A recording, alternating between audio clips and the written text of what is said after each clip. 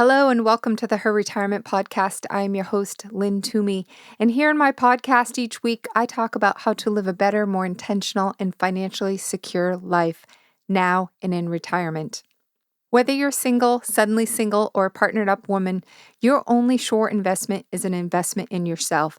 And financial wellness, also known as financial security, isn't just a dream, it's a decision. And when you decide to make a commitment to yourself and change your financial destiny, our fresh, modern platform will help you know more and have more now and in retirement. Welcome to Her Retirement. Welcome to my Know More, Have More financial wellness platform, and welcome to my podcast. Are you ready to get her done? Let's do this.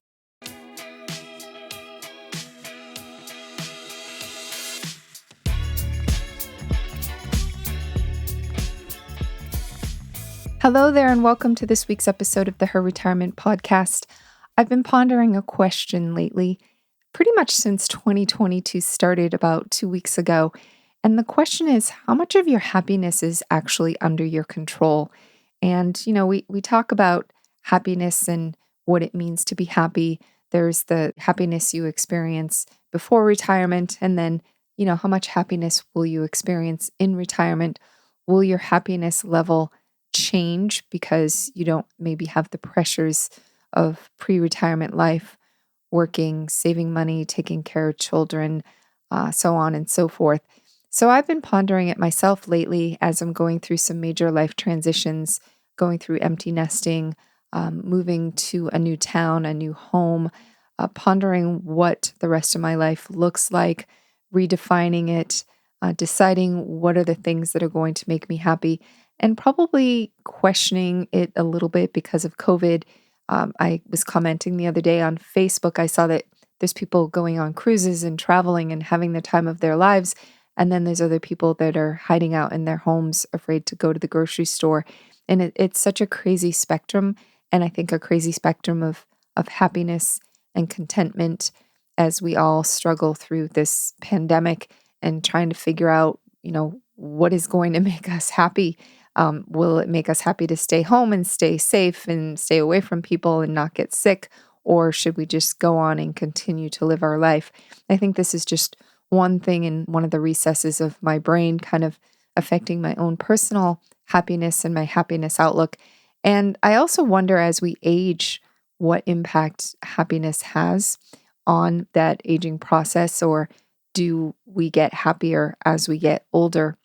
So I wanted to talk about this a little bit and dig into it, and also give you some ideas that I'm going to walk the talk and practice what I teach, but maybe go through some of these ideas that if you aren't feeling as happy as you would like to be, what are some things that you could do to change that? Daily things that you could do, and then perhaps a few big picture things that you can do. I know for one, thinking about my new home and how I'm going to decorate it and furnish it is giving me a little extra boost of happiness, I guess. And also, what is the relationship between money and happiness? Because her retirement is about financial wellness. What part does money play in that happiness factor? So let's dig into some of this. So, one of the things that I wanted to look into is how much of our happiness is under our control. And researchers created something called the happiness pie chart. And in an article in 2020, they talked about some of the things they've learned over the past 15 years. And I'm wondering how many of you have seen or heard of this happiness pie chart. But, if you've read a book or listened to any talks about happiness in the last 15 years, there's a good chance that you heard that 50% of our happiness is determined by our genes, 40% by our activities, and 10% by our life circumstances. And, one of the interesting things about this is that there's direct relationship between our life circumstances and activities that allow us to impact our happiness directly. So by engaging in healthy mental and physical happiness, we can exert a lot of control over our own happiness. But of course, there's the biology and the genetics And sometimes, the life circumstances that we don't always control, sometimes we put ourselves into those circumstances and we have to figure out a way out of them. But in the article that I just mentioned, they talk about some things that can give us a happiness boost. And thanks to research, we also have an understanding of what we can do to give ourselves the best chance of happiness, success. And one of those things is choosing activities that fit our personality and our interests. Activities fit us better when they feel natural, enjoyable, and aligned with our values rather than driven by guilt or other people's expectations. Number two, choose activities that are virtuous and meaningful rather than obsessing about feeling good all the time. I know that sometimes I go down that rabbit hole and I'm constantly checking, like, okay, what's my mood? How am I feeling? What do I feel like doing today? Hedonism won't necessarily make you happy, even if you feel good in the moment. If we pursue pleasure, it shouldn't be at the expense of living a meaningful life. We also need to pursue a purpose and practice forgiveness, gratitude, and generosity. Those give us a sense of competence, autonomy, and connection, which are core human needs, according to this article. Number three, commit to and put effort into the process. Okay, unsurprisingly, people who invest more effort into these new habits see greater improvements in their well being. And lastly, it's important to add variety to our routine. It can get very boring, and perhaps this is too another side effect of COVID. Some of us are kind of living this very routine, daily, like mask wearing, stay in the house, don't go out in public, don't socialize. And as human beings, we are very social creatures, and having that interaction is important to our overall well being. So, if you are one of those that are, trying to isolate a little bit more, staying home, staying out of the public, so to speak, maybe there's some things you can do to change up your routine at home. And, they might include things like doing an exercise, like writing letters to friends, maybe doing a new walking routine, maybe changing up your daily routine. Take a bath in the morning instead of at night. Do some self care. You need to keep your brain alive to possibilities and to change up those routines.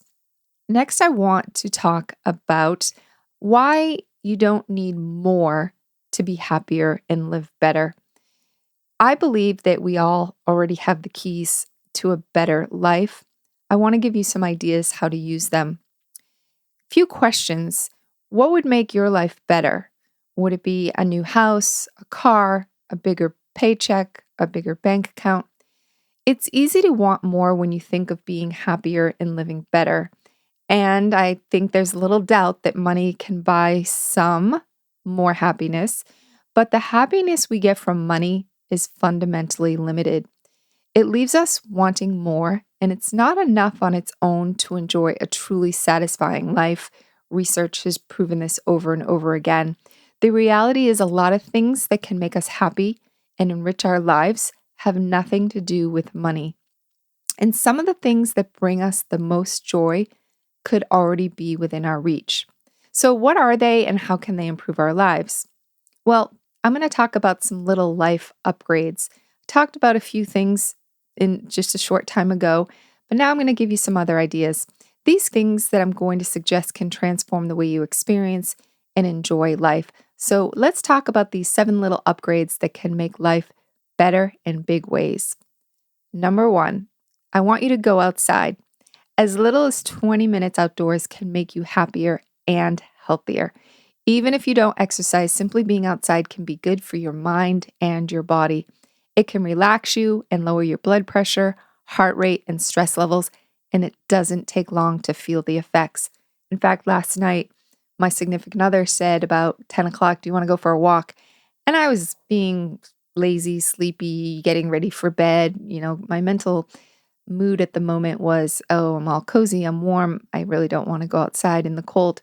But guess what? I threw on my boots, I threw on my coat, hat, mittens, and I'm so glad I went for a walk. It actually eased me into a relaxing night of sleep.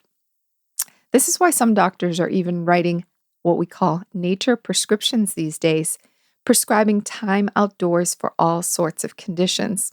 So make it a habit, get her done, set aside at least 20 minutes a few times a week to get outside.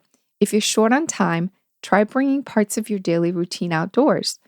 In nicer climates, obviously, dining al fresco or exercising outside, obviously, weather permitting. I know here in Massachusetts earlier this week, it was about 7 degrees outside. So I did do some walking, but it was a very short walk. And I dressed for the weather, obviously. Next, number 2, say no to things that drain you. And I think this is an important thing as we age. We tend to think about how we want to spend our time because we realize that time is our most precious commodity. And I know that I think about it a lot more. Like, do I really want to do this? Is this specific thing going to bring me more joy, more happiness? Is it going to drain me? Obviously, there's things that you're going to do that drain you that you can't ignore. But how often are you scrambling for time? Most of us say we're too busy to enjoy life, at least sometimes. About 1 in 8 people feel that way most of the time. Whenever we get busy and stressed for time, it's often our own psychology, not the clock, that's the source of our stress. In fact, we tend to feel the most pressed for time when it seems like we don't have control over our schedules. And we fill our time with activities we don't really enjoy. So do an activity checkup. See how you're spending your time, your activities, and make adjustments. Saying no to activities that can drain us can help put a stop to this. It can open up more time and more opportunities for happiness. So out with the clutter of the drain, the stuff that clutters you and drains your time, and open up those opportunities for more happiness to come in. And make it a habit. Identify the activities in your schedule that are draining your time and energy. Delegate what you can. Say no to any extra favors. Consider setting up some boundaries for your time, like off-limit days for certain activities. Self-care is very, very important, and setting up your time is critical. Next, practice gratitude daily. I know I get those moments where I feel anxious, and my former psychologist, I hear her in my head saying, think about what you're grateful for, think about what you're grateful for. And it's true. If in those moments of anxiety or stress or unhappiness, if you really focus on what you're thankful for and have gratitude, those negative emotions start kind of falling by the wayside. It's a really interesting practice in feeling. Gratitude is closely linked to happiness and well-being. And when we appreciate the things that bring us joy, we focus on positive words and emotions. That positivity can radiate inward and outward, benefiting both the person expressing gratitude and the recipient of it. It's no wonder then that gratitude can be a mood and relationship booster. It also strengthens our immune systems, promotes better sleep, and makes us more resilient. So make it a habit. Commit to expressing gratitude at least once a day. Tell someone why you appreciate them, or write a thank you note, or send an email. For a more meditative practice, journal or think about the 3 things that you are thankful for at the beginning or end of each day. I know some people keep a gratitude journal on their bedside table, and they may write in it in the morning or they may write in it at the end of the day. I know my yoga teacher does like a 10-minute meditation every morning where she focuses on gratitude, and she just says it opens more space in her mind and her heart for the day. Next, prioritize self-care. I mentioned it just a short time ago, but nearly half of us put self-care on the back burner because we don't think we have enough time for it. How much time do you have in the day? Set aside time for self-care. When we do this, we're just making life harder for ourselves when we don't make time for self-care. We're making it harder to manage our emotions, cope with stress, and stay connected to the things that matter, and we're undermining our self-esteem. Investing in some genuine self-care is the antidote to all of that. Just last night, during the day, actually, I was kind of pondering, okay, I feel like I'm being sucked dry. I don't feel like I have enough to go around to everybody that needs a piece of me. And I said, you know what? I'm going to make the rest of the day about me. And I really did a great self-care afternoon. And it ended with a nice bath and this wonderful scrub that my sister-in-law hand makes that she gave me for Christmas. And, I followed that up with a good night's sleep. And obviously, I mentioned that I went for a walk also. So that whole combination just set me up for a good night's sleep and a good start to today, and hence why I'm doing this podcast episode. One of the other important things is that self care can help us focus on our physical and psychological needs while making room for self compassion. It can also help you accept your imperfections and discover new paths to self improvement. So make it a habit, make self care a habit, prioritize eating healthy, getting enough sleep, and exercising regularly. The combination of eating, sleeping, and exercise is wonderful, powerful trifecta of self-care. Also, recognize that self-care is about nurturing and not shaming yourself. It doesn't mean like standing in front of the mirror and looking at the bumps and the bulges and the wrinkles and the sags and whatever else that we see when we look in the mirror, the bags under our eyes, our crow's feet. It really means appreciating the value of our self-care over getting one more task done by the end of the day. And self-care isn't about tearing ourselves down, it's about building ourselves up and seeing our beauty. Next, don't let negativity take over. Negativity has a place in our lives, but optimism can do a lot more for our health and happiness.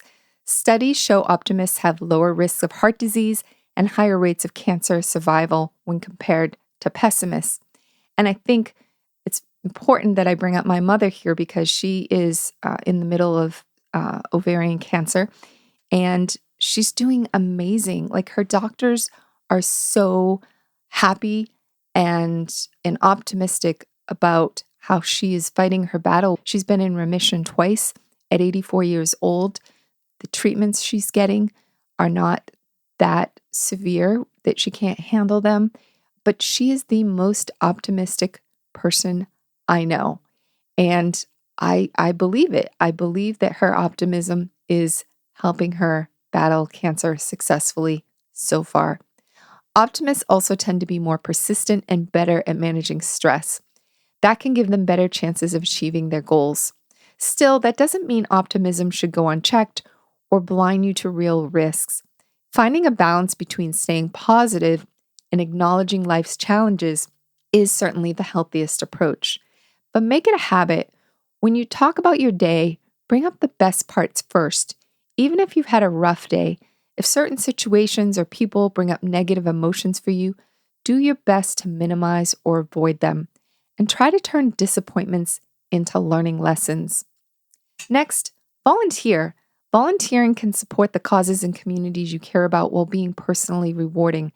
They can strengthen your social connections and give you a greater sense of happiness, purpose, pride, and accomplishment. Volunteering can also spark your creativity and renew your motivation. Beyond mental benefits, volunteering can improve your physical health. It's been linked to lower risk of hypertension and slower cognitive decline as you age. So certainly something to consider in retirement and why many retirees do volunteer. Over time, all these benefits can add up, making volunteering a deeply enriching and fulfilling experience. Make it a habit. Consider your skills, your interests, and your time as you choose some volunteer opportunities. Try out a few options to find out which organizations and opportunities will be a good fit for you. And remember, volunteering should be fun instead of something else to drain you. So start small while you figure out what time commitments will work for you. Enjoy just a couple hours a week. This can benefit you and cause you to volunteer even more down the road. Next, nurture your relationships. Relationships are so critical to happiness. Good, strong relationships benefit our health and well-being. Beyond making us happy, the emotional support we get from the people we care about can help us through trauma while influencing us to make better decisions and adopt better habits. Psychologically, that can lead to us feeling like we belong, giving us better coping skills, and improving our quality of life. Physically, which I love, good relationships can boost our immune systems and even help us live longer. In fact, not having strong relationships can increase the risk of early death by about 50%.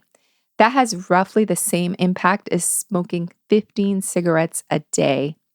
And speaking of relationships, even though we were going through the height of COVID not long ago, it was winter here in Massachusetts, and our group of friends believed that our relationships with each other were so important to our well being and getting through COVID that we all created outdoor living rooms, and we would bundle up and we would go to each other's outdoor living rooms and we would sit by the fire and we would visit and laugh and try to forget all the craziness going on in the outside world. And I truly believe that those outdoor living rooms really got us through that dark, cold winter when the pandemic was at its height. So I want you to make relationships a habit. The impact of having positive relationships is also why some say that doubling your group of good friends can benefit you as much as seeing your income go up by 50%. So definitely the research and the statistics are real. Make relationships a habit. Connect with at least one person you love every day. For me, that's my mom. Typically my children, also my significant other. And if problems arise, try to listen, show understanding, and don't jump to conclusions. And be honest, admit your mistakes and apologize if you're in the wrong with those relationships. Remember to find even small ways to show the people that you have relationships with that you care by giving a thoughtful compliment or anticipating a loved one's needs. Certainly, when you are thinking about other people, that has been shown to increase your happiness factor also. For most of us, the barriers to being happy come down to a few things. Really, it comes down to our attitudes, our behaviors, expectations, and fears. So, final lesson, the things holding you back could be in your power to change. Living better doesn't mean we have to make radical changes, and we don't have to wait for some benchmark or goalpost to start enjoying life more. With a few simple upgrades, we can reshape the way we experience life every day, and we're likely to be happier and healthier for it. That sounds simple, and it is. So, what stops us from getting there? And why can happiness and a better life feel so elusive sometimes? The answer can be different for everyone. For most of us, though, the barriers to being happier come down to a few things. It's our attitudes, our behaviors, expectations, and fears. We can start to break down those barriers by not trading what we really want in life for what we want right now. And we can stay in touch with what we really need to be happy and live better by staying connected to the people we trust. I want to wrap up this week's episode by talking about 7 habits that happy retirees have in common. A long and fulfilling retirement takes more than just money. Most of us understand this. Ask any retiree and they'll likely tell you that money and knowing that you have enough is only half the story. Of course, you'll need enough money to get by, but you don't have to be super wealthy to be happy. In fact, life satisfaction tops out at an annual salary of $95,000 on average, according to a study by psychologists from Purdue University. Enough money to never have to worry about going broke or paying for medical care is important, but money is not only or even the most important piece of a fulfilling retirement. So once you have a retirement plan in place, it's essential to focus on all the things that money can't buy. And so let's talk about 7 healthy, happy habits that studies show can improve life satisfaction in retirement. Habit number 1, happy retirees work at staying healthy. What good is money if you can't enjoy it? The majority of retirees say that good health is the most important ingredient for happy retirement, according to a Merrill Lynch Age Wave report. Studies show that exercise and healthy diet can reduce the risk of developing certain health conditions, increase energy levels, boost your immune system, and improve your mood. And guess what? It's never too late to get moving and eat right. Even those who become physically active and adopt a healthy diet late in life, research shows they too can lower the risk of cardiovascular illnesses and have a lower death rate than their peers. And the Centers for Disease Control and Prevention recommend 150 to 300 minutes of moderate intensity physical activity a week. And so if you need some ideas, the National Institute on Aging has all sorts of really good information on how to get started with a physical activity exercise program in retirement. It's all about living longer, living healthier. Habit number 2, they foster strong emotional connections. As I mentioned earlier in the podcast, relationships, hobbies, and activities with people we like can boost life satisfaction, especially when our social networks typically shrink after leaving the workforce. Happier retirees were found to be those with more social interactions, according to one Gallup poll. And we talked about social isolation. It's been linked to higher rates of heart disease and stroke, increased risk of dementia, and greater incidence of depression and anxiety. Habit number 3, happy retirees find a clear sense of purpose. The notion of retirement as time spent golfing, strolling the beach, or reading classic novels is kind of outdated. While fun, the stereotypical leisure activities associated with retirement don't provide a sense of purpose or meaning, which is what many retirees say is important. One place retirees find a sense of purpose is work. In a Gallup poll, nearly 3 in 4 Americans said they plan to work beyond traditional retirement age, with the majority planning to do so because they want to, not because they have to. And this is kind of where volunteering comes in. Retirees gain meaningful benefits from volunteering.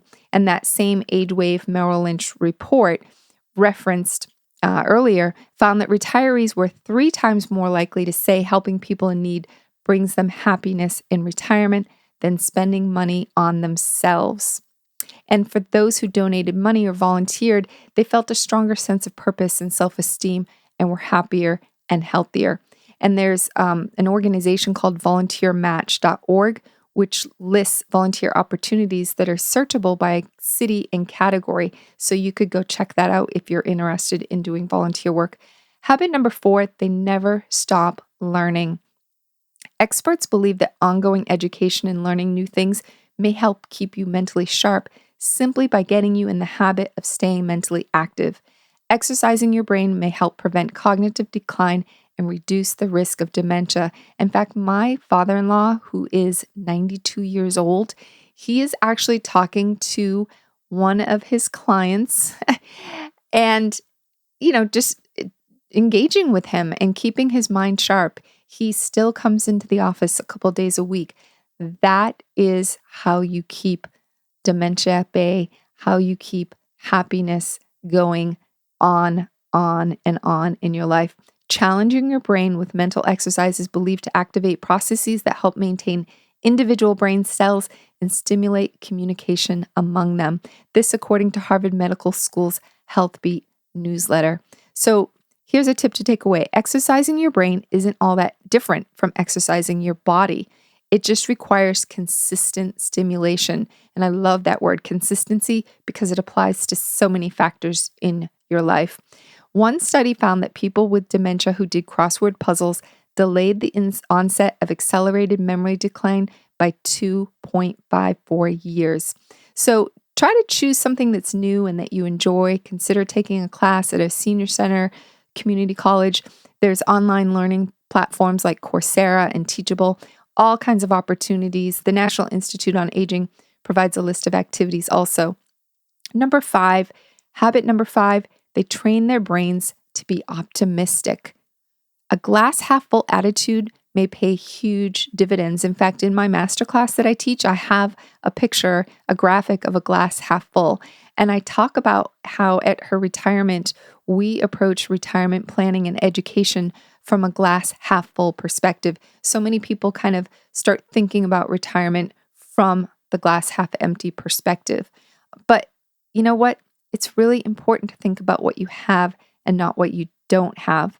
In an article published in JAMA Network, researchers found that participants who rated highly in optimism were much less likely to suffer from heart attacks or other cardiovascular events and had a lower mortality rate than their pessimistic counterparts. And as I mentioned earlier in the podcast, my mom is the most optimistic person I know in my life. And up until the point where she got ovarian cancer a couple years ago, she didn't take any pills. She took a multivitamin. If you can believe that, crazy as it sounds, that was my mom, and I believe it's because she was optimistic and happy. Habit number 6, happy retirees practice mindful gratitude.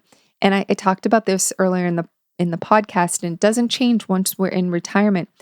Really, really important. And it's really supported by work by a psychologist named Nathaniel Lambert. He finds that stronger feelings of gratitude are associated with lower materialism. Gratitude enhances people's satisfaction with life while reducing their desire to buy stuff. And one of the most effective ways to cultivate gratitude, I think, is by writing in a journal. And there's a journal called the 5-Minute Gratitude Journal that you can grab off of Amazon. It's a great little thing to have to help you develop your practice of gratitude. And finally, habit number 7, they have a furry or feathered friend. It turns out that Fido, or in my case, Finley and Nala, my 2 dogs, can provide more benefits to you than grabbing the newspaper. The only thing is they were both barking incessantly the other night at like 3 a.m. That didn't make me very happy, but we figured it out. We got them to settle down and everyone was able to go back to sleep. But older dog owners who walk their dogs at least once a day got 20% more physical activity than people without dogs, and they spent 30 fewer minutes a day being sedentary. And it's a really interesting statistic because my significant other, since we got our new puppy Finley, has been walking consistently for about 9 months. He's lost about 10 pounds, not the dog, my significant other, and he's getting outside, and he didn't ever really used to like walking that much. I would try to get him to go with me, but now he does it. He's enjoying the physical and mental benefits of it. Research has also indicated that dogs can help soothe those suffering from cognitive decline, and the physical and mental health benefits of owning a dog can boost the longevity of the owner. And if a dog is out of the question, cats and birds are lower maintenance possibilities, or you could even consider pursuing home visits from a therapy dog. Therapy Dog Internationals has a home visit program with over 20,000 volunteer dog handler and teams registered throughout all 50 states. So consider the companionship of a furry friend, as it can be just as beneficial as another human being. So thank you for listening to this week's episode. I certainly hope that after hearing some of these ideas, you go out and you improve your happiness factor now and in retirement. It's all about getting her happy done. And I'm here to help you. I'm here to help you on the financial or lifestyle side, whichever you need. I'm here for you, Lynn T at herretirement.com. It's all about knowing more and having more and getting her done. Thanks for listening. We'll talk to you next week.